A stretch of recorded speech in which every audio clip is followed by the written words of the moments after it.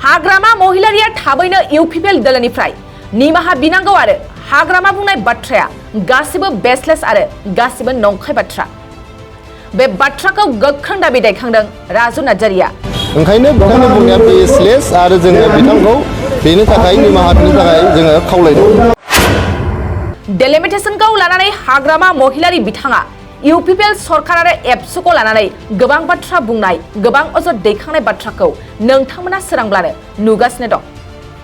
आरो हाग्रामा महिलारिया दाबि दैखांनाय बादिब्ला अदालगुरि लकसभाया इउपिपिएलनि थाखायनो जायासै एबा जानो होआसै होननानै खौरांगिरिफोरनि सिगाङाव गोबां बाथ्रा बुंगासिनो दं। बे बाथ्राखौनो लानानै इउपिपिएलनि गाहाय नेहाथारि राजु नार्जारि बिथाङा गोख्रों फिनजाथाय होदों। अदालगुरि लकसभा दाफुंनांगौखौ लानानै आरो बिटिआरआव मोनजिबा विधानसभा बियाब दाफुंनानै होनायखौ गोजोननाय फोरमायनानै दिनै नोगोरारि सावरायमेल लानायाव नंगौ दिनै इउपिपिएल दोलोआ सानसेयावनो अदालगुरि जिल्लायाव मोननै ओनसोलाव अदालगुरि लकसभा बियाब दाबिनानै आरो विधानसभा बियाब बारिनायखौ लानानै अदालगुरि सहर आरो अरां बे मोननै जायगायाव बिसायख'थि आयगनिसिम साबायखर बावनाय आरो अदालगुरि लकसभा दाफुंनांगौखौ लानानै नोगोरारि सुबुंफोरजों सावरायमेल हाबाफारि लानाय जादों। आरो दिनैनि बे हाबाफारियावनो हाग्रामा महिलारिया इउपिपिएल आरो एबसुनि सायाव बाथ्रा बुंनायफ्रा गासैबो बेसलेस आरो नंखाय होननानै रोखा बुंथिनानै होयो राजु नार्जारि बिथाङा। आरो थाबैनो हाग्रामा महिलारि बिथाङा इउपिपिएल दोलोनियाव निमाहा बिनांगौ होननानै दाबि खालामदों बिथां नार्जारिया। जोंनि दलनोथ' नङा रायजो राजाफ्रानो बे नागरिक सभाखौ फाथिदों। बेयाव आंखौबो लिंहरदों। आं नुजाफैदों, जोबोद गोजोननाय मोनदों। जोंना बाव सिंगल पइन्ट एजेन्डा जे उदालगुरि होननाय मोनसे लकसभा समस्ति जानांगौ, जेरैखि जाया जानांगौ, माब्रै खालामनानै होनो हायो इलेक्शन कमिशन अफ इन्डियाया जोङो बेखौ मिथिया।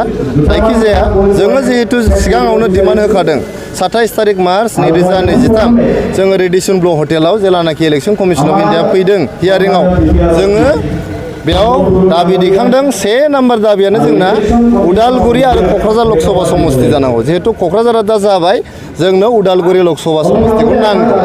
जोंनि बे दाबियाव जोङो खावलायदों हाग्रामा महिलारि बिथाङा आरो बिथांनि हानजा बिपिएफ दोलोआबो जोंखौ सापर्ट खालामफानांगौ।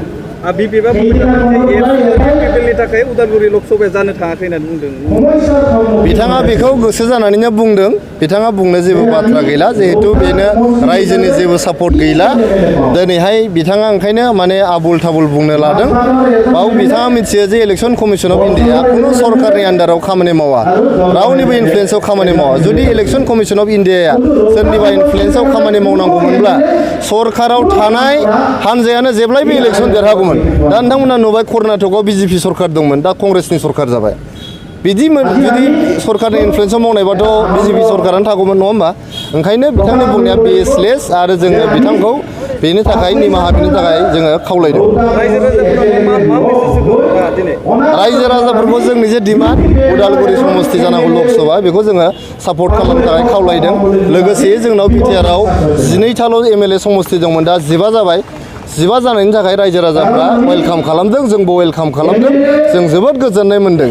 जोंनि माखासे ओनसोलफ्रा, माखासे बिसिडिसिफ्रा, गामिफ्रा बिटिआरनि बायजोनि एमएलए समस्तिनि सिङाव दङमोन। जेरै नोंथांमोननि रौतायावनो रौता समस्तिनि 3 बिसिडिसिया दलगावनि आन्दाराव दंमोन, 2 बिसिडिसिया बरसलानि आन्दाराव दंमोन। दा गासिबो बिसिडिसिया माजबाट एमएलए समस्तिनि सिङाव फैबाय। बेजों जोंनि जौगानायनि गोख्रैथिया खारथाया आरो गोख्रोंसिन जाबावसिगोन। बिटिआरनि सिंनि एमएलए सिटफोरखौनो लानानै जोंनि उदालगुरि समस्तिखौबो नांगौबा क'क्राझार सिंनिखौ मोनसे हानहर देरबावनानै ओरैहाय मोनसे खम खालामनानैबाबो जोंनि बिटिआर ओनसोलाव दानांगौ। मानो होनबा बेयो मोनसे 6 शिड्युल एरेन्जमेन्टनि गेजेराव बेखौ खालामनो हायो। भारतीय निर्वाचन आयोगा 2007 मायथाइयावनो कन्स्टिटिउन्सि डेलिमिटेसन कमिटि दादोंमोन आरो बे रिपर्टबो बाहायदोंमोन। खिन्थु असम सरकारा बेखौ बादा होदों, मानोना आसामाव बे समाव एनआरसिनि हाबाफारि सोलिबाय थादोंमोन। खिन्थु आसामनि बादै गुबुन स्टेटआव इटिमेटे गोदान जिथु डेलिमिटेसन कमिटि जि रिपर्ट मथे इमप्लिमेन्ट जाबाय, नाथाय आसामाव जायाखैमोन आरो बेखौनो दिनै जाफिननांगौ होननानै डिक्लेयार खालामदों। आरो बे निर्वाचन आयोगा मास मोनथामसो सिगां गासै राजखान्थि हान्जाफोरखौ लिंहरनानै सोरनि मा डिमान्ड दं माबायदि खालामजानायखौ लुगैयो बेफोरनि मतामतखौ लादोंमोन आरो बे मतामत लानाय समाव जोंनिफ्राय डिमान्ड मोनसे खालामदों बेनो जाबाय जे बिटिएडि ओनसोलखौ लानानै मोननै पार्लियामेन्टनि समस्ति जानांगौ आरो बेनिफ्राय बर्तमान जि एसेम्बलि समस्ति दं बिटिएडि ओनसोलाव बेवहाय माखासे आधा दंमोन 14ता दंमोन 14तानि गेजेराव 6तायानो आधामोन बाखि 8तानिफ्राय फुरा बिटिएडि सिङाव जों दाबि खालामनाय बेखौनोमोन जे बिटिएडि ओनसोलनि सिङाव जानाय जिखिनि समस्तिफोर बियो बिटिएडि सिमानि भितराव आबद्ध थानांगौ आरो बे मथे जों रंजायो जे निर्वाचन आयोगा बिटिएडि सिमानि सिङावनो गासै 15ता एसेम्बलि समस्ति दाबाय मात्र लकसभा समस्ति दानाय खेत्रआव बिटिएडि ओनसोलखौ लानानै दानो हायाखिसै मानोना जनसंख्या खम जाहैयो मोनसे लकसभा समस्ति जानो थाखाय जिखिनि पपुलेसन नांगौ बेखिनि जायाखै बेनिखायनो गोदोनि जोंनि जि दाबिमोन उदालगुरि समस्ति बिटिएडि ओनसोलखौ लानानै दानांगौ होननाय बेनि खेत्रआव उदालगुरि समस्तिथ' जायाखिसै आरो बेनिफ्राय बिटिएडि सिमानि भितरावबो जायाखिसै दरंनि मोनथाम मोनब्रैसो समस्ति बेनिफ्राय कामरुप जिल्लानि मोननै समस्ति आरो बाखि उदालगुरिनि समस्तिखौ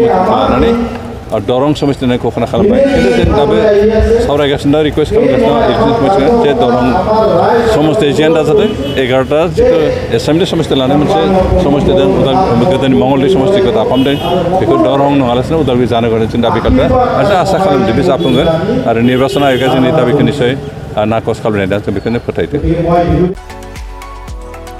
2023-24 सोलोंथाइ बोसोरनि थाखाय गोदान मुं थिसननाय लानानै फैदों डन बस्क' डिग्री कलेज साफागुरिया देग्लायनिफ्राय डन बस्क' डिग्री कलेज साफागुरियाव बेचलर अफ आर्ट्स एबा बिएनि सेथि सेमिस्टारनि गोदानै मुं थिसननाया दायो सोलिगासिनो दं चिरां जिल्लानि साफागुरियाव थानाय डन बस्क' डिग्री कलेजआ देग्लायनिफ्राय बिए थाखोनि सेथि सेमिस्टारनि थाखाय गोदानै एडमिसन लानायजों लोगोसे बड', इक'नमिक्स, इंलिश, एडुकेशन, हिस्टरी आरो पलिटिकल साइन्स आयदानि थाखाय बिए अनार्सनिबो खाबु दं गोग्गो सोलोंथाइनि थासारिजों लोगोसेयैनो डन बस्क' डिग्री कलेज साफागुरियाव आलादा आलादायै हौवा हिन्जावनि थाखाय हस्टेलनि खाबुबो दं जुदि फरायसाफोरा डन बस्क' डिग्री कलेज साफागुरियाव बिए सेथि सेमिस्टारनि थाखाय गोदानै एडमिसन लानायनि सायाव आबुं बाथ्राखौ मिन्थिनोब्ला नैबे मबाइल नम्बर 9365551959 आव थोंजों सुला लानो हागोन।